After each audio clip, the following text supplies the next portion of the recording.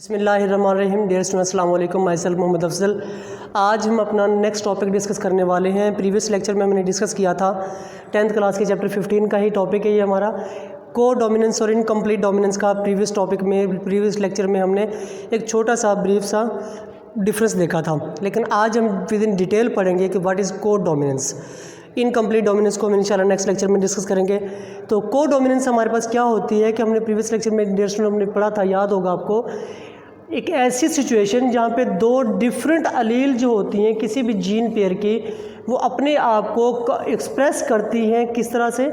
Completely express करती हैं, यहाँ तक कि वो किसी किस्म की डोमिनेंसी या रिसेसिव रिलेशनशिप को भी काबिल गौर नहीं रखती, यानी कि अपने आप को उसने कंप्लीट जाहिर कर देना है। एक ऐसी खसूसियत को हमने क्या कहा था? को डोमिनेंस या कंप्लीट डोमिनेंस का नाम दिया था। ठीक है जी। को डोमिनेंस के अंदर हमने ये भी देखा था कि एक ऐसा रिजल्ट होता है जिसमें होमोजाइगस ऑर्गेनिज्म जो है वो शो करता है अपने आप की फिनोटाइप को, लेकिन दोनों की फिनोटाइप जो है वो होमोजाइगस पेरेंट से डिफरेंट होती है। ठीक है जी। मीन के जो इंडिविजुअल पैदा होगा उसके जो करैक्टर्स होंगे, उसकी जो फिनोटाइप होगी वो पेरेंट से डिफरेंट होगी। इस तरह की कंडीशन को हम क्या नाम देते हैं? को डोमिनेंस नाम देते हैं। हम डेफिनेशन को देखते हैं एक दफ़ा। A situation where two different allele of a gene pair express themselves completely instead of showing any dominant or recessive relationship. As a result, homozygous organism shows a phenotype of different from both homozygous parents, यानी कि parents से अपने आप को homozygous जो offspring है वो अपने करैक्टर को डिफरेंट शो करेगा, अपने फिनोटाइप को डिफरेंट शो करेगा as compare to homozygous parents. ठीक है जी। ये था हमारे पास को डोमिनेंस की डेफिनेशन। चलिए इसको एग्जांपल के लिहाज से डिस्कस करते हैं। हमने, आपको याद होगा कि एग्जांपल में हमने प्रीवियस लेक्चर में कहा था कि वो स्किन कलर ह्यूमंस का हो सकता है। जिस तरह कौ की हमने बात की थी कि कौ या तो स्पॉटेड होगी, ठीक है जी, स्पॉटेड का मतलब धब्बे होंगे उसकी बॉडी के ऊपर, या उसके ह्यूमन की स्किन का कलर हमने डिस्कस किया था। और हमने डिस्कस किया था ब्लड ग्रुप को। ह्यूमन ब्लड ग्रुप जो है, इसके हमने एग्जांपल को यहाँ पे थोड़ा सा एक्सप्लेन करने की कोशिश की है। चलिए देखते हैं। को डोमिनेंसी जो है वो एक्सप्रेशन के लिए ह्यूमन ब्लड के अंदर हम क्या करते हैं, जो blood group A B system है, ये ABO सिस्टम है, वो कंट्रोल होता है किस जीन के ज़रिए से? आई के ज़रिए से। यानी कि जो ह्यूमन ब्लड ग्रुप का जो जीन है उसके लिए हमने कौन सा जीन यूज़ किया है? आई जीन यूज़ किया है। और इस जीन आई की 4 टाइप ऑफ सिचुएशंस पैदा होती है, या बेसिकली अगर आप गौर करें तो 3 तरह की अलील्स इससे मज़ीद पैदा हो सकती है। वो 3 अलील कौन सी है? वो IA, वो IB एंड वो स्मॉल आई।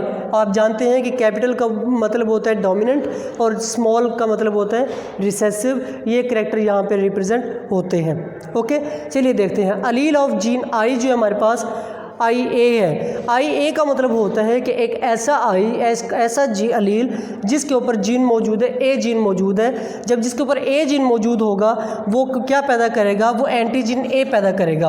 वो क्या पैदा करेगा? एंटीजीन A। और ABO सिस्टम 9th के अंदर अगर आपने पढ़ा था, आपको याद होगा कि जिस ऑर्गेनिज्म के अंदर जो टाइप की एंटीजन मौजूद होती है उसका वही ब्लड ग्रुप होता है।